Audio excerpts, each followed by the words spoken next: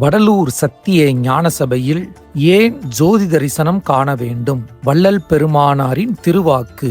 எல்லா சமயங்களுக்கும், எல்லா மதங்களுக்கும், எல்லா மார்க்கங்களுக்கும் உண்மை பொது நெறியாகி விளங்கும் சுத்த சன்மார்க்கத்தை பெற்று பெருஞ்சுகத்தையும் பெருங்களிப்பையும் அடைந்து வாழும் பொருட்டு மேற்குறித்த உண்மை கடவுள் தாமே திருவுள்ளங்கொண்டு சுத்த சன்மார்க்கத்தின் முக்கிய லட்சியமாகிய உண்மை விளக்கம் செய்கின்ற ஒரு ஞான சபையை இங்கே தமது திருவருட் சம்மதத்தால் இயற்றுவித்து இக்காலந்தொடங்கி அளவு குறிக்கப்படாத நெடுங்காலம் அளவு குறிக்கப்படாத அற்புத சித்திகளெல்லாம் விளங்க யாமே அமர்ந்து விளையாடுகின்றோம் என்னும் திருக்குறிப்பை வெளிப்படுத்தி அருட்பெருஞ்சோதியராய் வீற்றிருக்கின்றார்.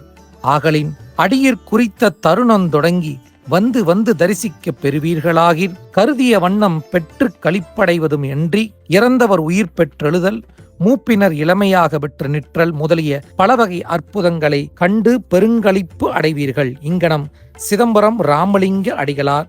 சத்திய ஞான சபை விளம்பரம் 25 ஜனவரி 1872.